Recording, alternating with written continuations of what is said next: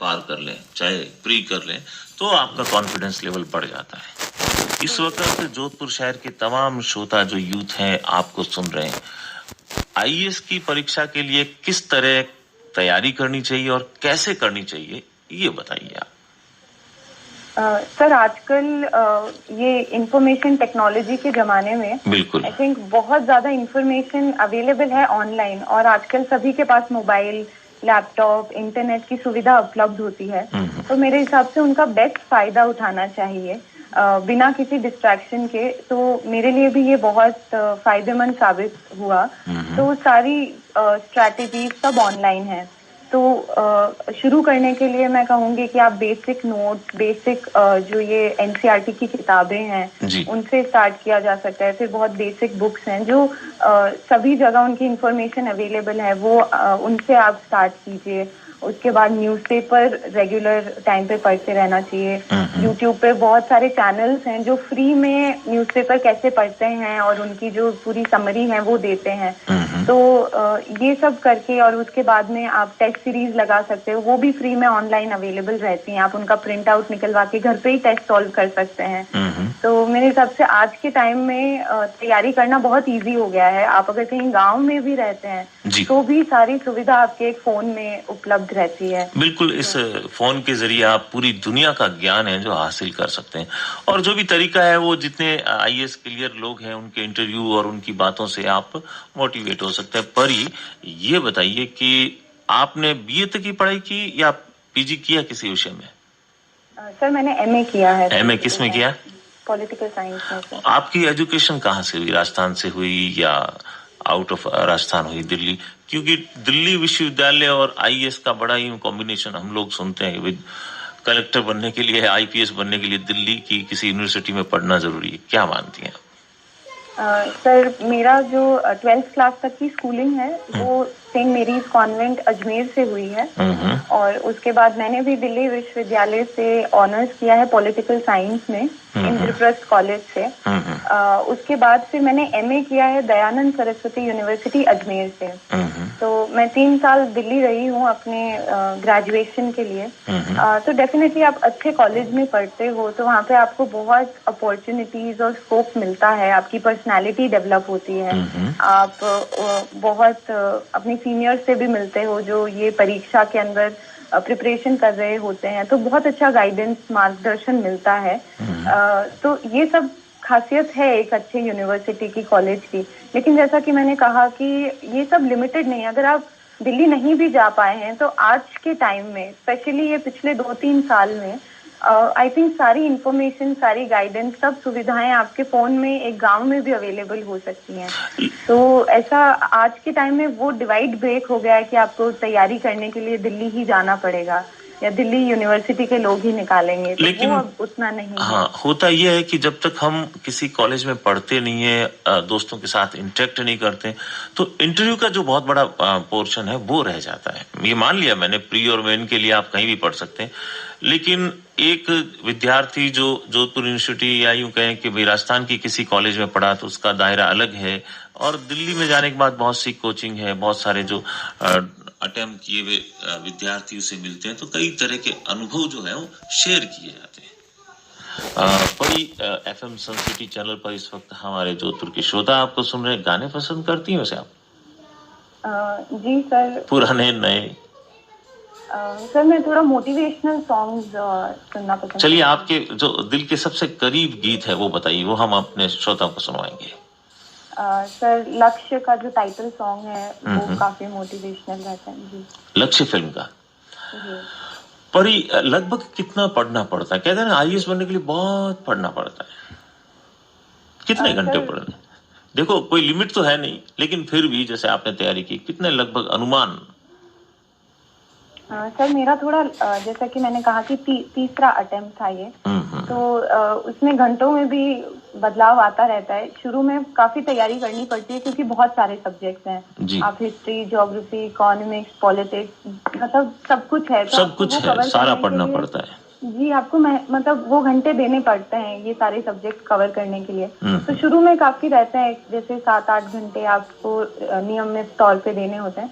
But जैसे जैसे आपकी इन पे पकड़ होती जाती है वैसे वैसे घंटे भी उतने नहीं रिक्वायर रहते। तो शुरू में ज्यादा थे, लास्ट में आते आते थोड़े कम होते गए, और एग्जाम पास आता है तो फिर से बढ़ जाते हैं। तो बट कंसिस्टेंसी जरूरी है, आप एक परीक्षा के फ्लो में रहें, उससे जुड़े हुए रहें, तो वो जरूरी है कि नियमित तौर पे कुछ कुछ पढ़ाई होती रहे, तो वो इम्पोर्टेंट है। चाहे उसके और कितने भी हों, लेकिन आप कंटिन्यू रहें, आपकी पढ़ाई सतत रूप से रहे, और कम से कम 4-5 घंटा आप सुबह के समय और शाम के समय पढ़े।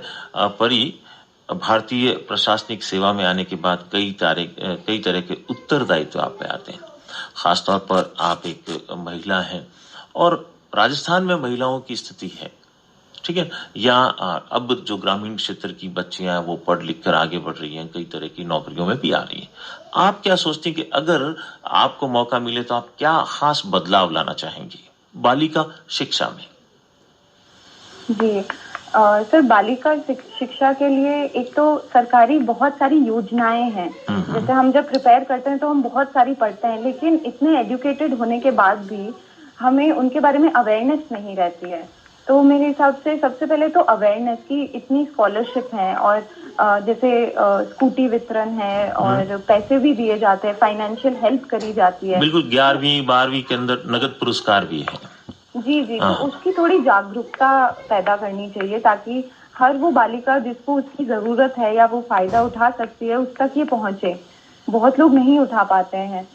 तो वो है। दूसरा सर, मोटिवेशन, एनकरेजमेंट, विश्वास कि आप भी ये कर सकते हैं, और इसके लिए मेरे हिसाब से माता पिता को अपॉर्चुनिटी देनी चाहिए। बालिकाओं से ज्यादा आई थिंक ये पेरेंट्स का कर्तव्य है कि उनको मोटिवेट करें, उनको हौसला दिखाएं, एनकरेज करें, उन पे किसी तरह का दबाव ना डालें। तो मैं अपना ही एग्जाम्पल दूंगी कि बीए के लिए आपको दिल्ली भेजा, ये अपने आप में एक आपको आगे बढ़ाने की बात है, वरना बीए तो भाई कहीं से भी कर लो, क्या फर्क पड़ता है। एग्जैक्टली सर, तो वही तो आपके पेरेंट्स जैसा आपने कॉन्फिडेंस दिखाएंगे तो वो आपकी परफॉर्मेंस में भी दिखता है, तो उसमें वो सब बहुत है, तो वो बहुत जरूरी है बदलाव लाना। जी परी जी, आकाशवाणी का ये जो एफएम चैनल है और हमारे श्रोता आपको सुन रहे हैं, बधाइयां दे रहे हैं लगातार। और एक बात मैं आपको और पूछना चाहूंगा, सबसे पहले आपको किसने कहा परी आईएएस बन गई? सर, मेरी मदर का फोन आया था। वो ऑफिस जा चुकी थी और वहां से उन्होंने कॉल किया था। क्या रिएक्शन रहा, क्या आपको क्या लगा? सर, पहले आधे घंटे तक तो विश्वास नहीं हुआ था इसमें, लेकिन मम्मी कह रही है तो सच कह रही है। हाँ, पर मैंने फिर भी एक बार खुद यूपीएससी की वेबसाइट से चेक किया, अपना नाम देखा, रोल नंबर से मिलान किया, उसके बाद जाके थोड़ा विश्वास हुआ कि फाइनली हो गया है। और जो आपके दोस्त हैं उनका, जो आपके फ्रेंड सर्किल है, उनका क्या रिएक्शन रहा कि नहीं 30वीं रैंक, बहुत टॉप 50 के अंदर आना बहुत मुश्किल काम है, और 50 में आने वाले हर विद्यार्थी के मन में कहीं न कहीं शंका होती है कि चलो यार मेरा इस बार सिलेक्शन तो हो ही जाए। उम्मीद नहीं रहती, आपको थी उम्मीद पहले 50 के लिए? सर, मेरे पेपर अच्छे हुए थे तो थोड़ी उम्मीद तो थी कि सिलेक्शन हो जाएगा, पर रैंक बहुत अच्छी मिली तो वो उम्मीद से भी ज्यादा परे थी, तो बहुत खुशी हुई थी। फ्रेंड्स और फैमिली को भी हमेशा से विश्वास था, उन्होंने ही मुझे कॉन्फिडेंस दिया, तो जब ये आई तो उनकी खुशी मुझसे भी कहीं ज्यादा थी। कितने भाई बहन हैं आप? सर, मेरी एक छोटी बहन है। वो क्या करती है वैसे? वो लॉ कर रही है दिल्ली यूनिवर्सिटी से। तो वो प्रेरित हुई आपकी इस परीक्षा से कि नहीं अब वकील बनना नहीं, अब तो मैं आईएएस ही बनूंगी? नहीं सर, ऐसा होता है? जी जी, इस फील्ड में तो नहीं, लेकिन आई थिंक जब आपके करीबी कोई ऐसे सक्सेस जिसे मिलता है तो आपको हर फील्ड में मेहनत करने का प्रेरणा मिलती है कि मेहनत से सब मुमकिन है, तो ये प्रेरणा तो मिलती है। तो बिल्कुल जब से रिजल्ट आया है उनका भी एक अलग ही मोटिवेशन हुआ है कि बिल्कुल हम भी बहुत कुछ कर सकते हैं, तो वो है। इस वक्त जो ग्रामीण बालिकाएं जो सुन रही हैं, खास तौर पर जो गांव है हमारे, और हमारा जो ये एफएम है बहुत दूर दराज तक सुना जाता है, तो उनको क्या कहना चाहेंगे कि अगर उनके पास देखो कई तरह की सुविधाएं नहीं होती है, किस तरह वो आगे बढ़ के और अपनी परीक्षाओं की तैयारी, मैं ये नहीं कह रहा कि वो कलेक्टर ही बने या आईएएस ही बने, वो अपने पांव पे खड़ी हो सके, जिससे कि उनका जो आत्मविश्वास है वो बढ़े। जी सर, मेरा ये मानना है कि हर फील्ड में बहुत अपॉर्चुनिटी है, चाहे आप एक फार्मर हो, टीचर हो, तो आपकी जो भी इंटरेस्ट का फील्ड है, तो जो भी आपको पसंद है, आप उसी फील्ड में मेहनत करो। जैसा कि मैंने कहा कि मेहनत से सब मुमकिन है और मेहनत के आगे सब झुकते हैं। तो अगर आप अपने परिवार वालों को विश्वास दिलाओ कि आप उतनी मेहनत करने का ताकत रखती हैं जो चाहिए, और फैमिली वाले भी एनकरेज करें, तो आप बस अपने और मैं एक ये भी चीज कहना चाहूंगी कि हमें फेलियर का बहुत डर होता है। बस फेलियर का डर है, भटकाव के रास्ते भी बहुत ज्यादा हो गए ना मोबाइल की वजह से। जी जी, तो फेलियर से डरना नहीं चाहिए, उससे हमेशा कुछ कुछ सीखना ही चाहिए।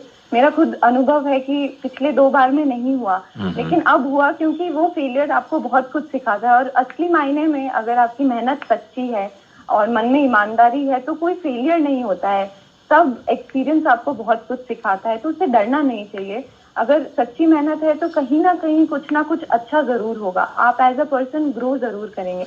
तो जो भी बालिकाएं हैं अपना इंटरेस्ट परस्यू करें, और फैमिली उनको और मोटिवेट करें और उनको और ज्यादा अपॉर्चुनिटी दें आगे बढ़ने की, और उनको बिल्कुल रोके नहीं। और ये जो फोन का डिस्ट्रैक्शन है, ये मेरे हिसाब से सबको होता है, गांव में, शहर में, लेकिन इससे कंट्रोल करना बहुत जरूरी है। आपका सेल्फ पे कंट्रोल होना चाहिए। एक फोन आपकी जिंदगी को नहीं चला सकता, आपको डिसाइड करना है कि आप कैसे उसे अपने बेहतर के लिए काम ले सकते हैं। लेकिन आजकल देखते हैं कि यंगस्टर जो है वो फोन को ही अपना जीवन मानते हैं। अगर 2 मिनट फोन दूर हो गया तो और क्या हो गया ये मेरे साथ, और फोन खराब हो जाना मतलब मूड खराब हो जाना। जी सर, फोन का उपयोग परी जैसे करें तो आप कामयाबी की सीढ़ी चढ़ सकते हैं और परियों की जो कहानियां हैं उन्हें सच कर सकते हैं। जी हाँ दोस्तों, 1021 FM पर परी बिश्नोई इस वक्त मेरे साथ है। परी, और कोई गीत जो आपके दिल के बहुत करीब हो जिसे आप सुनना चाहती हैं? सर, एक ब्रदर्स एंथम है, उसकी लिरिक्स मुझे बहुत पसंद है। गुनगुना के बता देंगी आप?